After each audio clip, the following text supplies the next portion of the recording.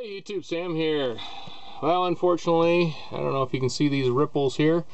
I have a leak going in here, and actually about 2 years ago this happened, and it was just kind of a smaller leak, and I fixed it with some Dicor, and it's been a couple years, and now we've come out and we can see that it's actually starting to get further, because it was only like around this far before, and there wasn't this many bumps up here, and it's just getting worse. So I'm gonna go ahead and try a new product on this, so you can join along. I'm gonna use to seal it up. This seems to be something a lot of people are starting to use. It's supposed to have, I believe it's a 10 or 15 year limited warranty on it, but it seems like it'll do the job what I want to do. And I went and grabbed this. It says you can use your hands on a lot of the things I saw, but it said the more pressure the better, so I found this. It's a J roller here on this. Quite honestly, it's been a little while since I did the other video, and I will show you what I did right after I filmed a lot of that. But I had to get going on the road with this, so I couldn't do very much, so I did kind of a test panel up in this corner up here, and I'll show that to you when we get up there. Now when I did this, I did the first time, I didn't even think about doing this, and I was kind of reaching to get to this corner because I had this all the way, well, not all the way up, but I had it level. So what I did this time is I went ahead and put the jack down about as far as it'll go so that I can comfortably, hopefully, reach that. Started out, and I just kind of did this section because I had a pretty good crack in here and along this edge, and I'm going to do the whole thing and up under there and up under all these, but right now I'm just going to show you on the front here, which is where I'm having the most problems, which was in this corner. And quite honestly, this has been on here through a few rainstorms, and actually probably a couple months since the last time I did or started this video, when you see the introduction to this video. And I've been on a couple camping trips with it, so I've driven down the road and I've had no problems so far. It seems to be staying down really good right up here in the front where all the wind's going. But the first step is to clean this off. Now I have an EPDM roof, and you got to be careful with any of these kind of roofs because they will melt if you use the wrong kind of stuff on them. Oh, here comes the wind. I'm fighting against the wind and some rain here.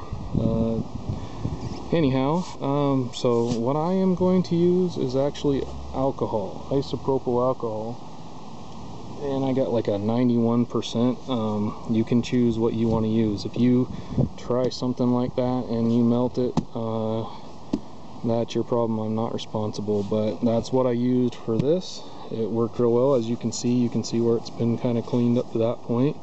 So I'm okay with it. I haven't had any problems. It's not, you know, hurting this at all. If anything, it kind of smooths it out a little bit, because it does kind of melt it a little bit and then smooths it out, and it lays out a little better.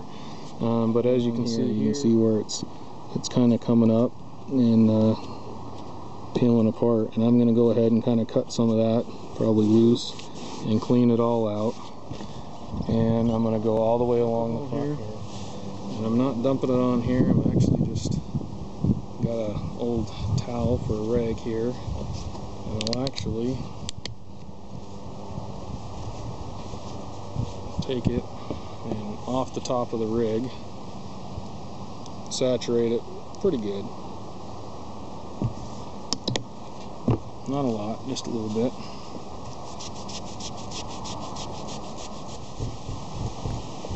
Also going to go over the top of this one, so I'm going to clean that off. That won't take a whole lot. It's so slippery, it's kind of rub it back on there.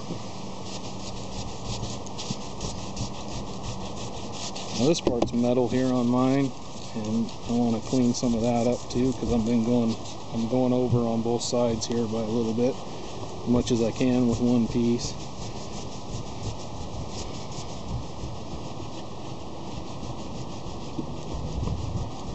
I'm just going to go all the way down, do this, and I'll take you to the next step. Alright, well, I don't know how well you'll be able to see this, but I got it pretty well cleaned off. mainly on the edges here and up here where, you know, I really need it to seal well. The rest of it's just gonna, you know, I didn't do it a whole lot better, I don't think, here, and it's stuck real well for quite a while now. So we're just gonna go ahead and stick this on here. Alright, here's the Eternabond. I've been keeping it wrapped in wax paper and a plastic sack here. I got a brand new razor blade, that's what I'm going to use to cut it. I'm going to go ahead and run it along all the way to there, cut it to size, back on itself. The white part needs to be down. I got it to the size I want. And here's a little trick. I'm going to start from the other end and actually bring it this way. But here's the trick to finding there's like a plastic cover over this. And what they say is you go like this a few times, and that kind of peels that little layer up. I lost my razor blade. I was going to grab underneath here with my razor blade, but you can see how it's kind of peeling up here. You can take it pretty easily and peel that back. It is easier if you have it. I got my razor blade because I was having trouble getting that up there. So as you can see, that pulls back pretty easily. Hopefully you can see that. And just pull a little bit back. Now it's really windy here, so I'm just going to take and put a very small amount, just enough to get it started over on that other edge. I'm just going to lay it down and stick it down. Over this edge here, I've got it kind of laid out where I'm going to want it, where it's going. Like I said, it's windy and my battery's about to die, of course, and I'm up on a ladder. Here's this plastic sheet here.